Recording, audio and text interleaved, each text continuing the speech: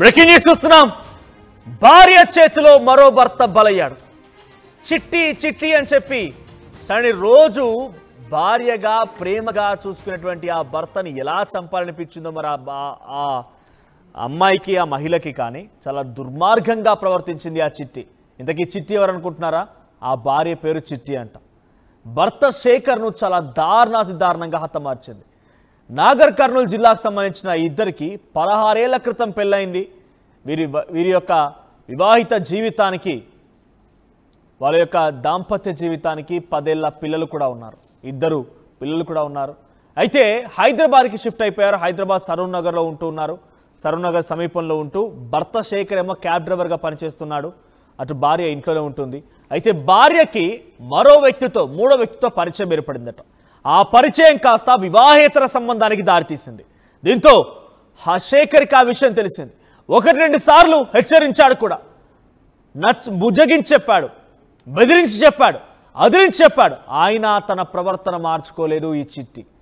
దీంతో హరీష్ అనేటువంటి తన లవర్తో కలిసి, తన బాయ్ ఫ్రెండ్తో కలిసి సిగ్గనిపించాలి, సమాజం తలదించుకునే అంశం. పెళ్ళై 16 ఏళ్ళు అవుతోంది. 2 10 ఏళ్ల పిల్లలు కూడా ఉన్నారు.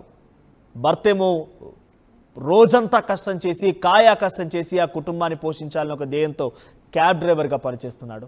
భార్య ఇంట్లో చేసే పని ఈ నీచమైన పన, ఈ దిక్కుమాల పన. సిగ్గనిపించాలి.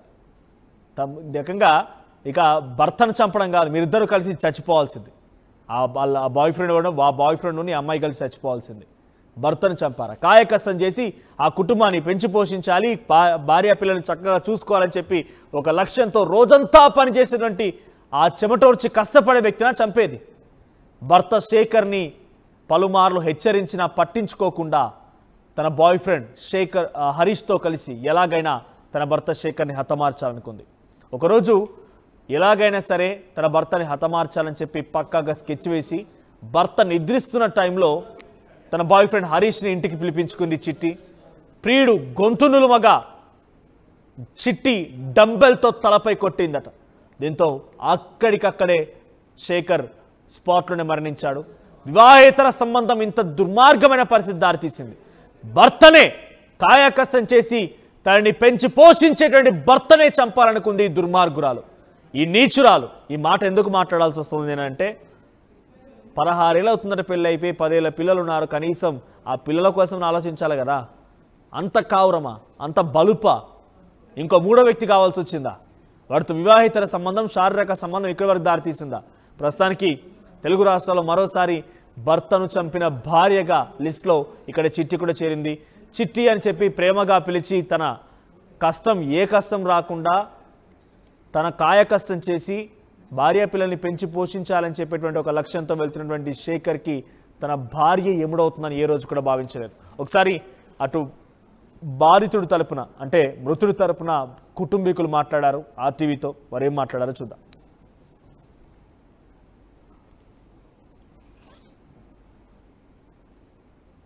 ఫోన్ చేస్తే మా ఆడబిడ్డ కూడా ఫోన్ చేస్తే వచ్చిన, నాకైతే తెలియదు. వాళ్ళు పీకులు ఆడుకున్నది సంగతి తెలియదు. నాడు 4 నాడు వచ్చిన నా కొడుకునే తిట్టిపోయినా, అమ్మ రారా ఊరికి రారా, ఆటో ఇప్పిస్తా, ఆటో నడుపుకుని అన్న అంతే. ఇంకా అది ఎప్పుడు వచ్చిందో తల్లిగారింటికి పోయినా అంటే ఎప్పుడు వచ్చిందో తెలియదు. వీడికి 2-3 సార్లు రా ఇట్లా కాబట్టి ఇప్పుడు ఎవరైంది మాకు తెలియదు. సార్ ఏదో న్యాయం చేయాలి. పిల్లలు ఉండరు, ఆడపిల్లలు ఉండదు, పెళ్లికి రాయినా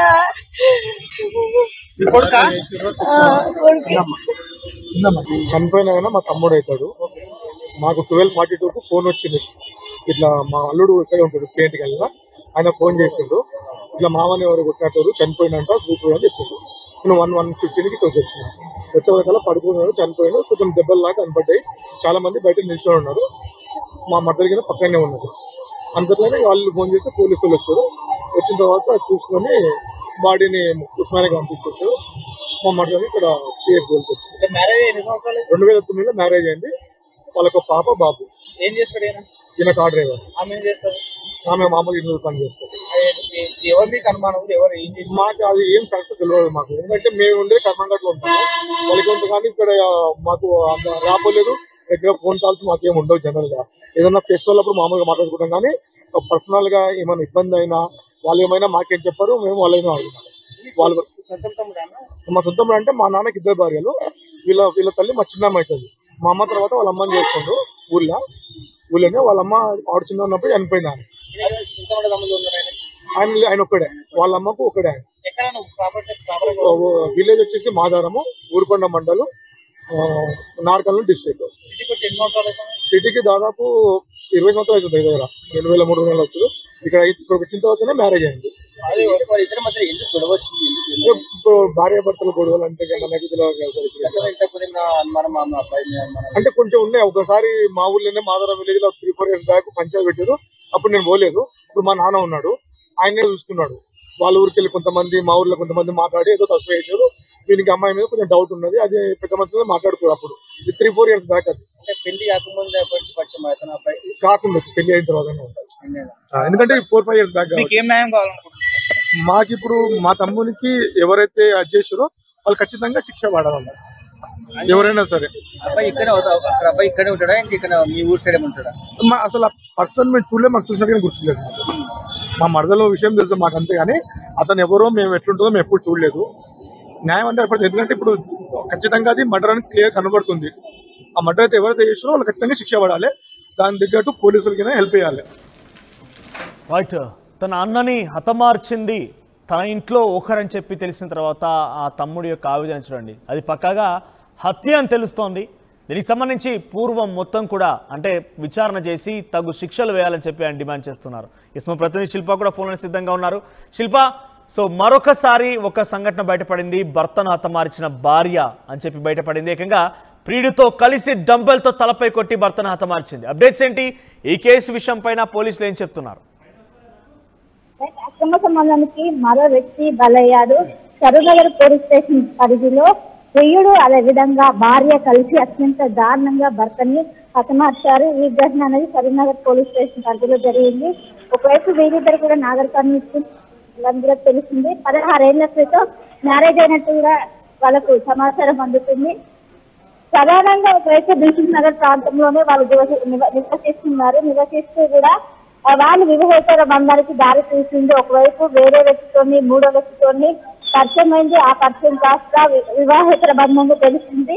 అనేక సార్లు కుటుంబ సభ్యులు హెచ్చరించినా తను తిట్టి వినలేదు, విడకుండా ఈ విధంగా చేసిన ఒకవైపు భర్త అడ్డొస్తున్నారని కూడా భావించింది. భర్త కలిగించుకోవాలనే నేపథ్యంతో పక్కాగా ప్లాన్ చేశారు. పక్కాగా ప్లాన్ చేసి ఎవరైతే భర్త నిర్దేశించినటువంటి సమయంలో పక్కాగా బిందుతో కొట్టారు. మొదట బిందుతో చేశారు. తర్వాత డంబెల్తో అత్యంత దారుణంగా హతమార్చినట్టు కూడా తెలిసింది. ఇప్పటికే పోలీసులు ఇన్వెస్టిగేట్ చేస్తున్నారు. ఇప్పటికే వాళ్ళిద్దరిని కూడా ఎవరైతే ప్రియుడు ఉన్నారో భార్య కూడా అదుపులో తీసుకుని ప్రశ్న విచారిస్తున్నారు. ఇటు కుటుంబ సభ్యులు పెద్ద ఎత్తున రోధిస్తున్నారు. అక్రమ సంబంధానికి అడ్రస్ ఈ విధంగా చేశారు. దాదాపు 16 ఏళ్ళు అయితే పిల్లలు